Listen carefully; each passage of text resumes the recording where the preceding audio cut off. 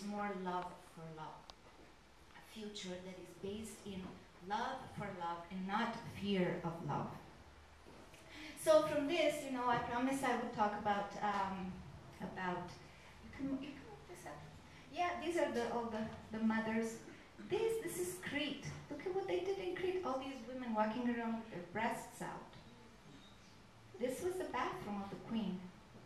Another woman with her breasts out, a round altar, more round arms of a vase. And this is actually more the classical Greek stuff.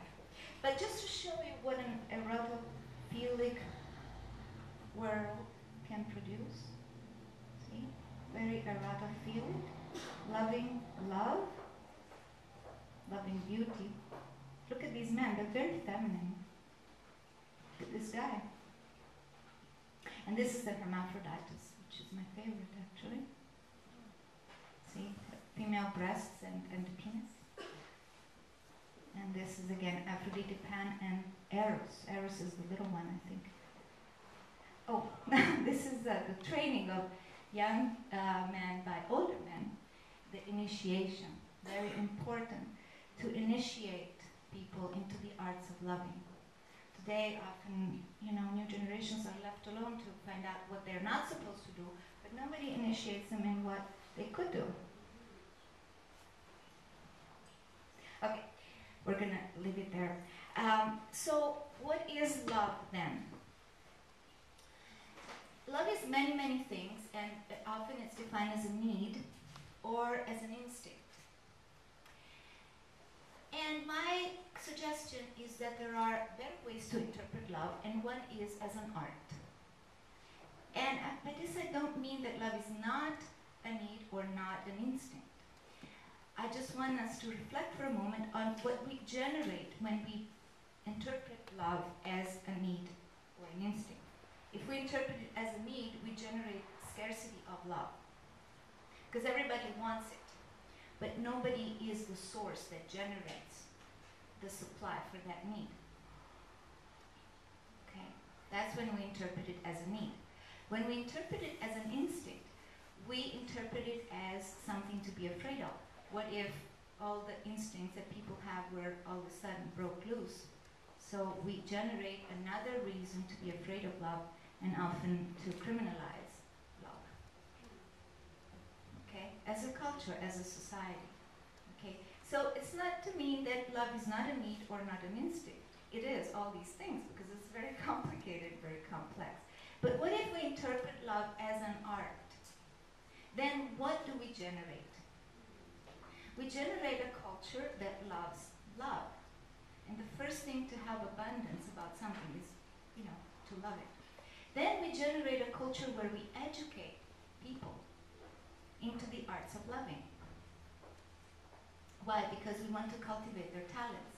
Those talents become those instincts that everybody's afraid of in a society that is erotophobic, become the talents that we can cultivate into arts, right? The raw talents of love that people have. It could be all kinds of different talents of loving in a million different ways, because when love is an art, the forms of expression are infinite. There is no wrong way to paint a painting. Look at these paintings, they're all different, right? So when we interpret love as an art, we create a paradigm according to which we can interpret the instincts that people have as talents that they bring to the school of love, where these talents will develop into arts of loving. And that's how we can generate a society that loves love. And also a society where this dichotomy between sex and love becomes extinct, because really there are all different gradations, as Carol was explaining. Sexuality, erotic awakening happen in all areas of the body, so that we can merge better what we mean by sex and love. We can almost create a lot more overlap between those, or at least eliminate the typical dichotomy that Western society the legacy, certain legacies of Western society, especially those more related to monogamy and to monotheism, have brought to us. Okay, and so once we understand how we can answer the question, what is love, right? Without saying that all the other answers are wrong, but by saying that if we interpret it that way, we have a chance to create a culture where loving the mountains becomes very common, right? Because everybody wants to, and where the energies of that culture are spent in doing that and not in creating more wastelands. When we create wars, we basically wage war against our own home. We pillage, we kill the planet that is hospitable to us. In shifting this metaphor from mother to lover, there is this intermediate space. Our mothers and our lovers are, in a way, our hosts or our hostesses. Our mother is the first host we find and we develop, right? We are hosted for about 9 months. And then our lovers, when they open their door, when they open their heart to us, when they open their home, are also hosts or hostesses. So in a way, a host, right, can be a lover and a mother. And that's also the place where love can develop. The host, the space that hosts love is also the space where we can learn to love love, where we can feel safe to appreciate that blessing. So that's really my reflection on ecosexuality, on ecosexual love, is that it brings back all these dimensions of what love is that have fallen by the wayside in certain concepts of love as something you acquire, something you need to acquire to be successful. If we all become artists of love, we can all generate all the abundance of love that we need. So there won't be any scarcity of it. Let's see. I don't know how I'm doing this time. You have 5 minutes. Okay, then I really want to close it like now and open for questions. Super. Yeah. Thank you. Thank you, Serena.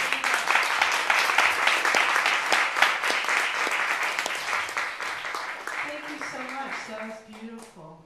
So does anyone have any questions they'd like to ask? Last question, gentleman of the gray. Yeah. Thank you very much. You began with the idea that... Could you speak up a little bit? Hold on just a second. Where's Dahlia?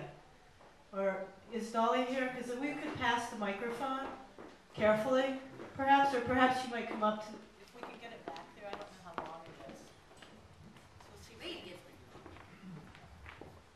It works. Thank you. You began with the idea that sex and love precedes the one-celled animal. I'm just wondering if you can say something about the idea that we can remember that we can remember that state of mind. Oh. Okay.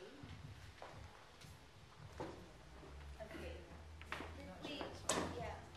The question is. I guess it's on now.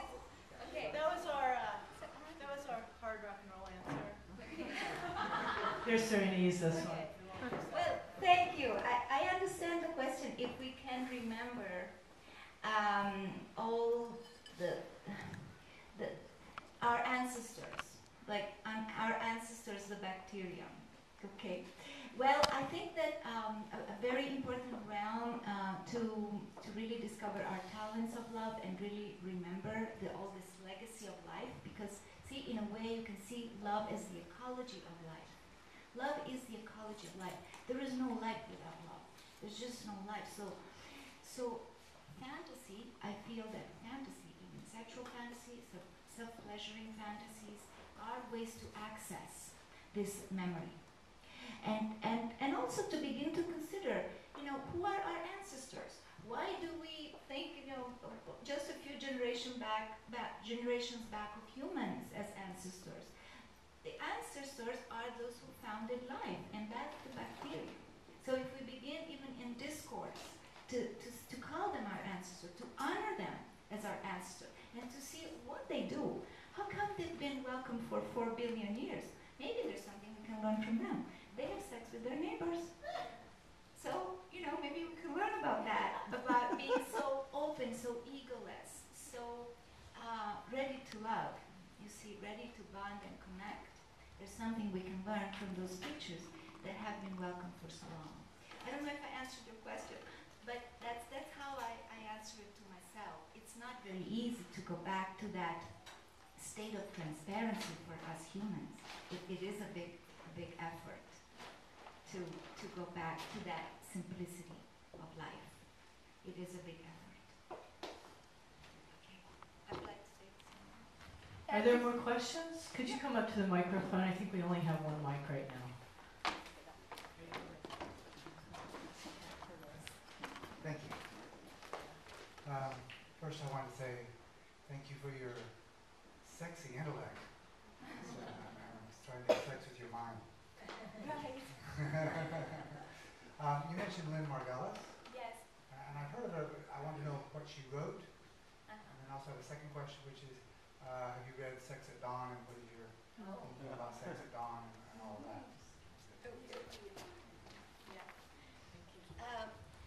Okay, first question about Lynn Margulis. Lynn Margulis to me, she's a scientist that is enchanted with life. Often today, scientists, they look only for pathologies. They only look for what's wrong.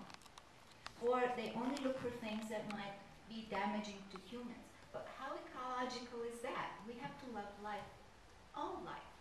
We cannot tend to, do science only to prevail over other life forms.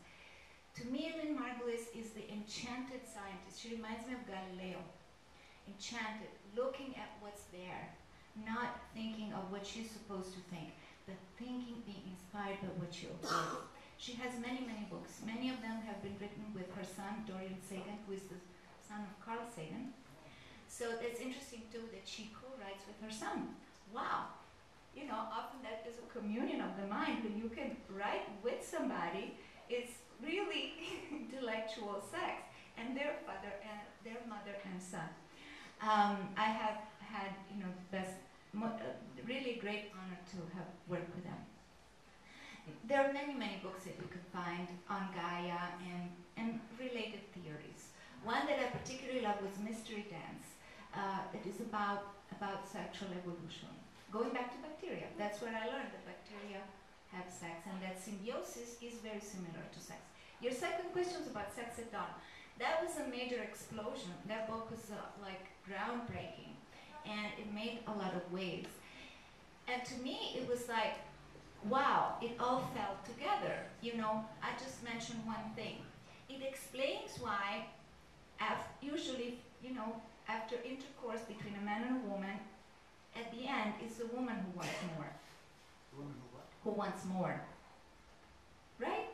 Not always. Have you experienced that? Yeah. Not with you. You must be With talking your about somebody average else. Joe. With your average Joe, it's usually the woman, right? Okay, so. Why? Well, because the way they explain it, they explain that in these forager societies of groups of about 100 to 150 people who were all, sex partners, and that was the longest and perhaps the happiest era in our life of our species. Competition happened in the cervix. Not, women. All women had multiple partners, but the little, the sperms congregated at the cervix and fought for who entered the womb, entered the womb and fertilized. And so obviously the woman wanted another guy. That's why she wasn't done, because she was ready for the next one. Yeah. That's how they explain it. I may be simplifying, but I don't think I'm simplifying too much. It's one of the points that they make, that this myth that women are not polyamorous or predisposed for multi-partner is really a myth that we've been trained to present ourselves as, you know, oh, one is enough, oh yeah. But in reality, it's not like that. So they explain it very well. But that's one thing that they explain. They explain many other things. I really respect their work very highly. Yes. Sex at Dawn. But who are the authors? Christopher Ryan and Casilda Jetta. It's another communion of the minds, the two. Serena, we're trying to bring them here this fall, just so people know. Oh, We're trying to bring them to the Bay Area. Well, on Oh, that we're out of note, time. I'm going to actually, we're going to close this wonderful keynote with Serena. If you have questions for her, we're going to start setting up our Ecosexualicious lunch. And people have bought tickets for this, hopefully. You know, all participants get to partake in the lunch. And, you know, if you need to have lunch and you haven't gotten a ticket, talk to Annie or I and we'll fix you up. Don't worry. No one will go hungry here. And Serena, thank you so much. That was so beautiful, and we can continue this conversation outside. Okay? And Annie has a little announcement. Thank you, Serena. We're off and running. But what she meant is